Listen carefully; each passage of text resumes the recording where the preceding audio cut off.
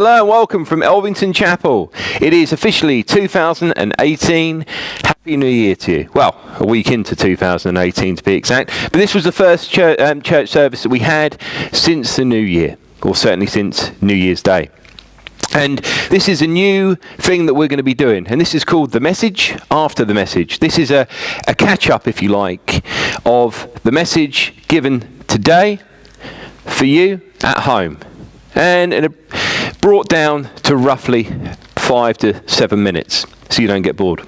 So, what is this year going to bring for us? You know what? I was reading a couple of days ago something which happened in Australia, where they said that the law has changed, where they've legalised same-gender marriage, which is legalising an abomination to God. But you know, Australia, you've apparently voted. That's what you decided, and it's changed ever so slightly. So the law has come into effect, and I was reading on CBS News. They said that basically ministers that are already legally able to do weddings can still choose and won't be put under pressure to marry just because based on anyone's gender.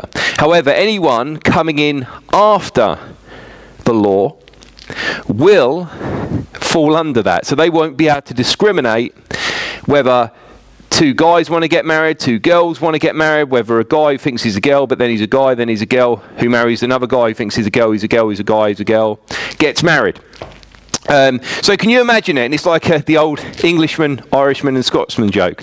But instead of that, and I won't bore you too much, but can you imagine a minister being put in jail, and on this side of him he's got the rapist, on this side of him he's got the guy who's been put away for murder, and he turns around to both and says, so tell me, why are you here?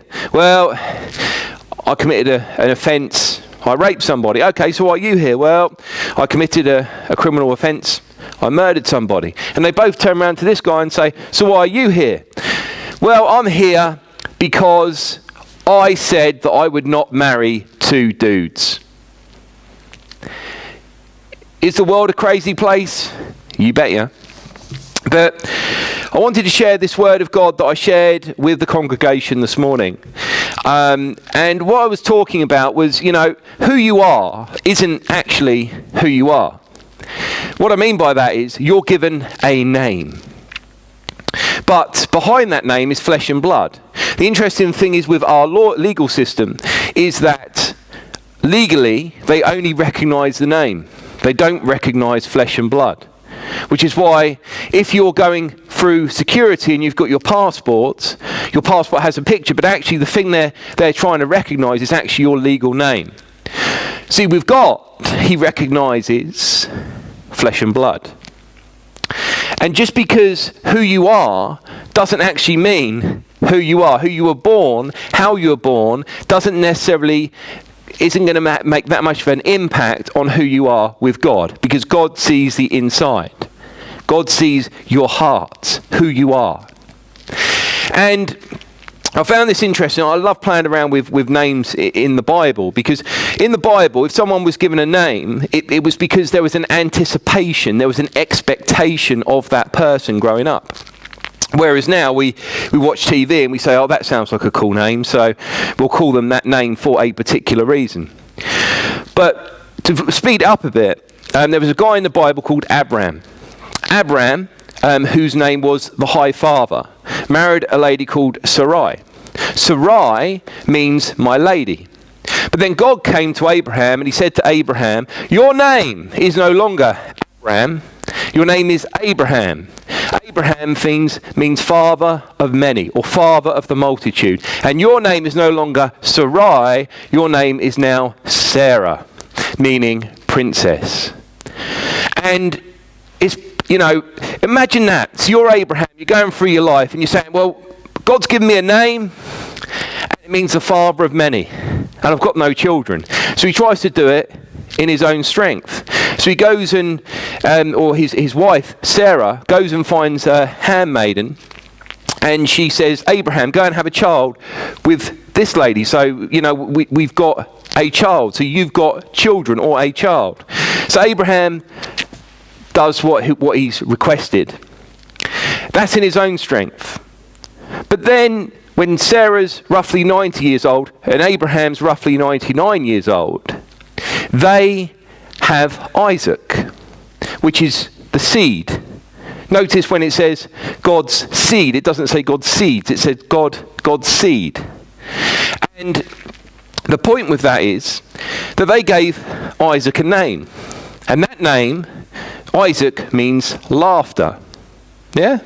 So there he is, the father of the multitude. And instead of giving his son a name that is massively compelling, he gives him the name Laughter.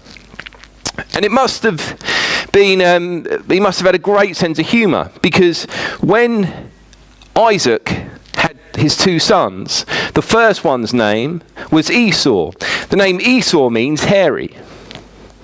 So, giving a child a name, call your son hairy. Then you've got Jacob, meaning trickster. So you've got your two sons, hairy and trickster. But then something happens to hairy and trickster. You see, the difference was Esau, being the firstborn, should have had the blessing, should have had the birthright.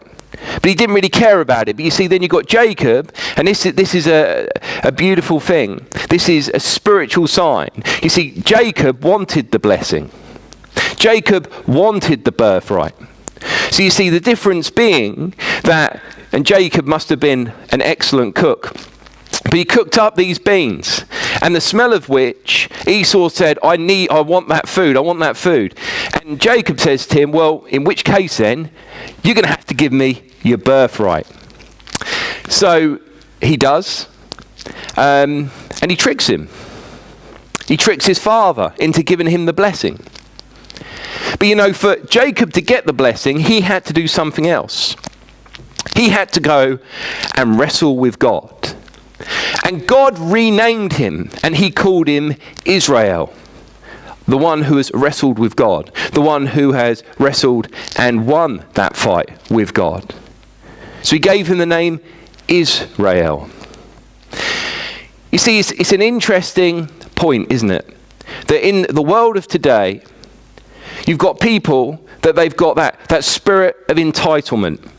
That I'm born, therefore I should have all these things and I don't have to work for it. That's not godly.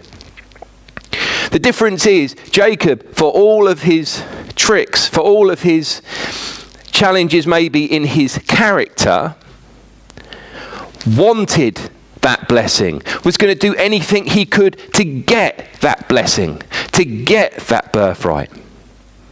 So he did. And that's the difference. You see, people of Christendom, if I can call you that, Christians, we're in a time now, like never before, whereby the worldview says that, that name Jesus, that's hate speech. You can't say the only way to God is through Jesus, which is what it is, which is what I believe. And I had a dream a couple of days ago, and I was imaginary watching something on my iPhone. It was like a question time. And on this question time, this guy started praying. And all these people started getting uproar. You can't say that. That's hate speech. Is that the time we're coming to? And it's the time we're coming to where God is determining us to be like Jacob's. Not tricksters, but people that want the blessing, that want the birthright, that are going to do anything they can to get it, to obtain it. So this has been a pleasure. It is the 7th of January, 2018. May God bless you, may be with you, may you have an awesome year, and speak again soon. God bless.